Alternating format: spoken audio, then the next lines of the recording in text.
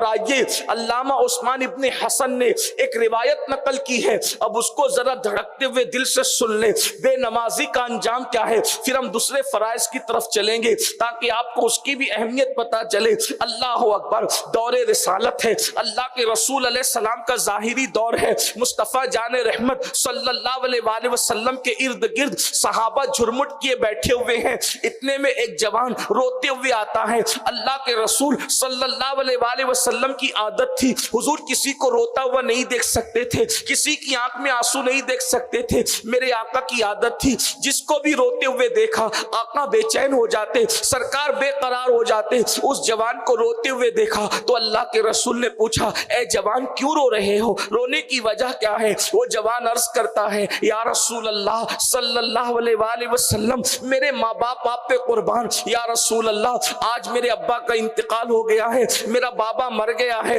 آقا، مگر ہم دیہاتی لوگ ہیں، ہم دیہات میں رہتے ہیں اور ہمارے یہاں میرے باپ کو نہ کوئی غسل دینے والا مل رہا ہے، نہ کوئی کفن پہنانے والا مل رہا ہے، نہ کوئی نماز جنازہ پڑھنے والا مل رہا ہے۔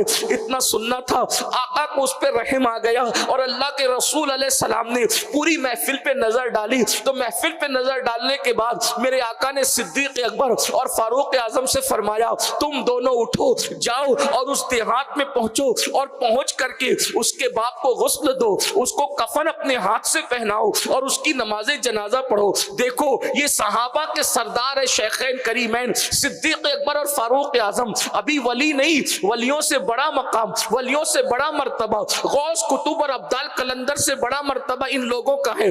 آقا نے ان کو فرمایا، وہ دونوں چلے، جیسے ہی دیہات میں پہنچے، پہنچنے کے بعد اس کے باپ کی میت پر چادر پڑی ہوئی تھی، دونوں نے غسل دینے کے لیے جیسے ہی چادر ہٹایا تو دونوں کی چیخ نکل گئی، پیروں کے نیچے سے زمین نکل گئی۔ کیوں؟ اس لیے کہ جیسے ہی چادر ہٹایا تو کیا دیکھا، جسم تو پورا انسانوں کی طرح تھا مگر منہ کالے سور کی طرح ہو گیا تھا، منہ کالے خنزیر کی طرح ہو گیا تھا۔ اے خاتون جنت کی کنیزوں، یہ کوئی کہانی نہیں ہے، یہ کوئی قصہ نہیں ہے، یہ علامہ عثمان ابن حسن جیسا محدث اپنی کتاب میں لکھ رہا ہے۔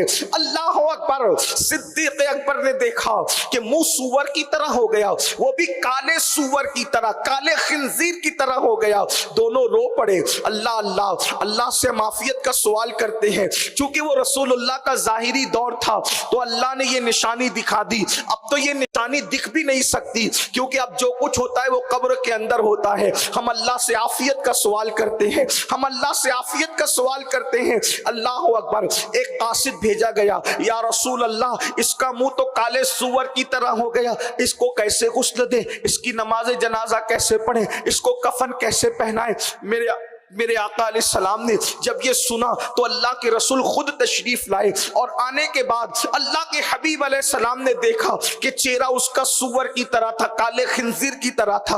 آقا بھی رو پڑے، حضور علیہ السلام کی آنکھوں میں آنسو آ گئے۔ میرے آقا نے ہاتھ اٹھائے اور دعا کی، اللہ اس کا چہرہ درست کر دے مولا۔ اللہ نے اس کا چہرہ درست کر دیا، جلدی سے صحابہ نے غسل دیا، کفن پہنایا اور اس کی نماز جنازہ پڑھی گئی۔ نماز جنازہ پڑھنے کے بعد کسی نے چپکے سے کہا، پہلے تو منہ اس کا سور کا ہو گیا تھا، حضور کی دعا سے اچھا ہوا، اب نماز جنازہ کے بعد چیک تو کر لو، دیکھ تو لو کہ منہ کیسا ہے۔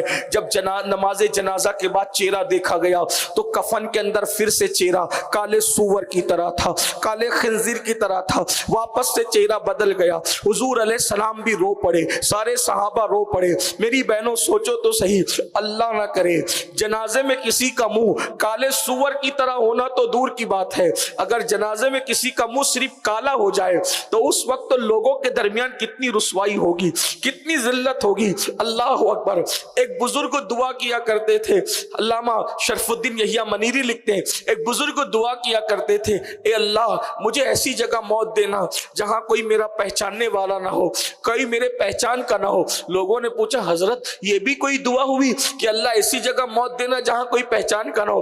فرماتے مجھے ڈر لگتا ہے مرنے کے بعد اگر گناہ کی وجہ سے میرا چہرہ بدل گیا، میرا چہرہ تبدیل ہو گیا تو اس وقت میری رسوائی کا حال کیا ہوگا، اس وقت میری ذلت کا حال کیا ہوگا۔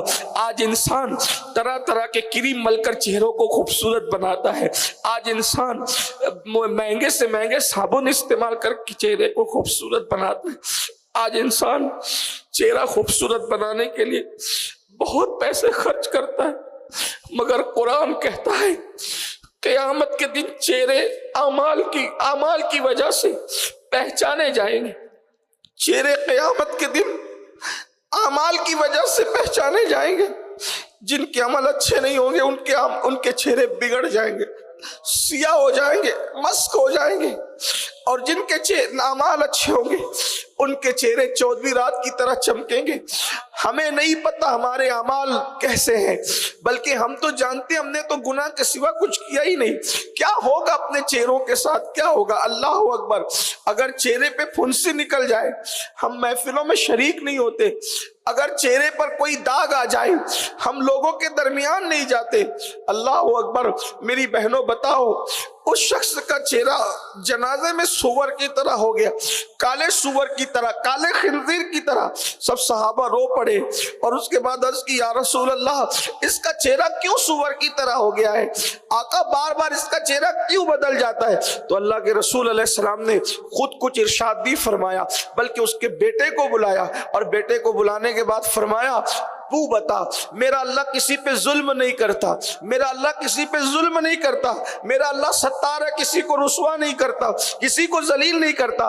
تیرا باپ یقیناً کچھ نہ کچھ بڑا جرم کرتا ہوگا، بتا تیرا باپ کرتا کیا تھا جس کی وجہ سے اس کا چہرہ بار بار سور کی طرح ہوتا ہے؟ اس نے عرض کی یا رسول اللہ، میرا باپ ہر نیکی کرتا تھا، ہر نیک عمل کرتا تھا، مگر نماز کے وقت تو سو جاتا تھا، وہ نماز کی اہمیت نہیں جانتا تھا، وہ نماز کی قدر نہیں کرتا تھا۔ تب اللہ کے رسول نے فرمایا اے میرے صحابہ سنو، جب کوئی نماز میں سستی کرے گا، نماز کی ناقدری کرے گا، اور جب وہ مر جائے گا تو قیامت کے دن وہ کالے سور کا منہ لے کر کے اٹھے گا، کالے خنزیر کا منہ لے کر کے اٹھے گا۔ اللہ اکبر! میری بہنوں بتاؤ، ذرا غور کرو، آج